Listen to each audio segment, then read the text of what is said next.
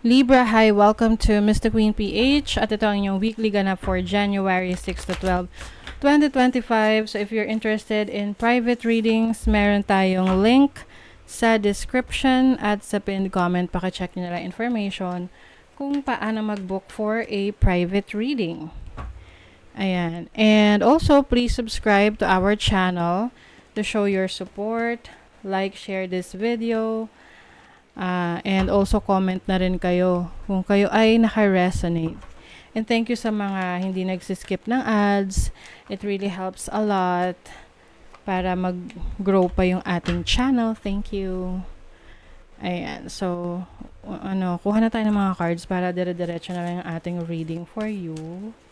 For Libra, January 6 to 12. And then we get some tarot cards for you. For Libra. Okay. Let's begin. You have the Justice card, so that is your energy. You have the Magician, the Three of Cups, the Emperor, and the Hermit. Wow, ang daming major arcanas for you. So, celebratory ang energy ninyo ngayong week na to, no? January 6 to 12. So, yung iba sa inyo, maaring may mga kaibigan kayo or kamag-anak na merong isa-celebrate like birthdays or important events in their lives. So, you have the Justice card. Pwedeng yung iba sa inyo kung meron kayong mga court cases, kayong mananalo, or may magandang update, magandang balita about some court cases. You also have the Magician here. So, this is about your power. You are stepping into your own power. I see you na making decisions na makakabuti para sa'yo, para sa career mo, sa business mo, or sa anumang landas na gusto mong tahakin. Because you are fully in control of your life right now. Hindi mo na hinahayaan na meron ibang taong makialam sa mga plano mo or sa mga gusto mong gawin. With the Hermit here, you have clarity in your situation. Yung iba sa inyo mas masaya na mag-isa lang, no? Kung kayo'y single or yung tipong you have your, parang wala kayong masyadong kinukonsulta na ibang tao. Kasi the more na meron kang kinukonsulta na iba about your decisions, your actions na gagawin mo, the more na hindi ka makapag-proceed, no? So ngayon, you are taking full control of your life.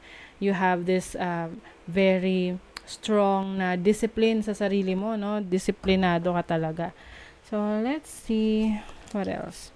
Yeah, you have teacher. So, maaring iba sa inyo, meron kayong teacher qualities or yun yung trabaho ninyo, career ninyo, or you have plans of becoming a teacher. This can also mean trainer, coach, kung sino man yung nag-share ng knowledge and skills niya. So, you have the past and journey. So, yung iba, maaring meron kayong gustong alamin about your past, let's say, mga information about your ancestors, yung lolo-lola mo, ganyan. So, parang tinatrack mo kung yung inyong family tree. But some of you, this is about past life regression. So, pwedeng mag-avail kayo ng ganyang services na you are into spirituality and you want to know the energies from your past, like your past life. Ayan. And some of you here, meron kayong past na tatahakin na kung saan alam nyo sa sarili nyo na ito ay pagtulong sa iba, and at the same time, you are tapping into your talents and your skill set na alam mo na kaya mo siya sinishare dahil expert ka doon, marami kang alam doon. You have Saturn in Scorpio in the 8th house. Inheritance. Some of you meron kayong matatanggap na mana. This can be a form of money, properties, tangible things, material things, or yung skill, ganyan. Sabihin ko sana yung kakayanan yan. Skill set. Halimbawa, yung parents mo magaling sa construction, so mamamana mo yan. So maaring ikaw ay magiging isang engineer or architect, anything like that, no? So, isang kakayanan galing sa mga ninuno mo na na-pass down na sa iyo. You also have the Sun in the second house. Sun in Taurus. Acquisition. So, ito yung pagkakaroon ng mga bagong ari-arian, possessions, no? This is also a new source of income. For some of you, maaring may bago kayong pagkukunan ng kayamanan or income. Yes, pwedeng yung iba sa inyo, meron kayong investment, like bibili kayo ng lupa, bahay, tapos parerentahan nyo or hayaan nyo ito yung mag-generate ng income. Oo, passive income.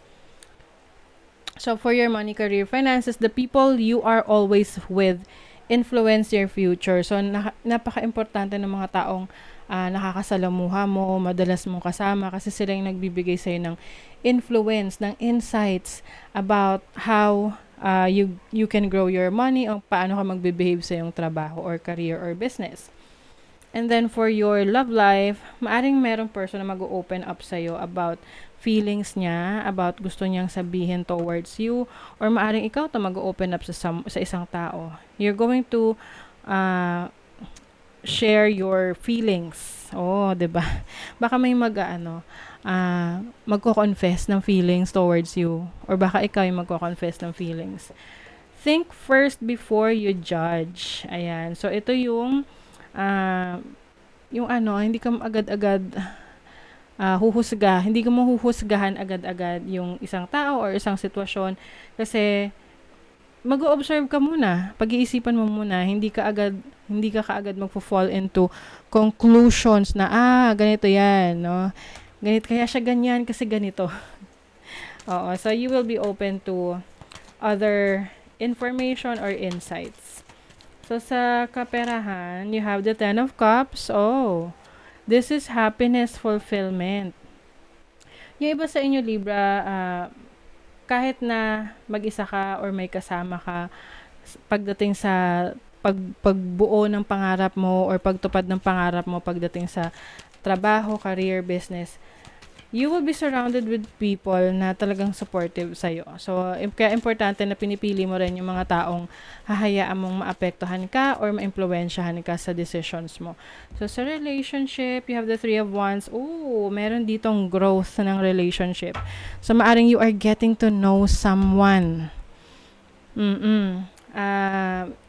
Maaring you are sharing your life or yung backstory ng buhay mo sa isang tao at ganun din siya sa'yo. So, it's like you are getting to know each other and yun yung nakakatulong para mas maging matatag yung inyong relationship. So, if you're in a relationship, so you are still, being open to this person, lalo na kung kayo nasa long distance relationship kasi medyo challenging siya, but importante is you are open, you are honest with each other, and kung ganon, mas malayo pa yung mararating ng connection na to.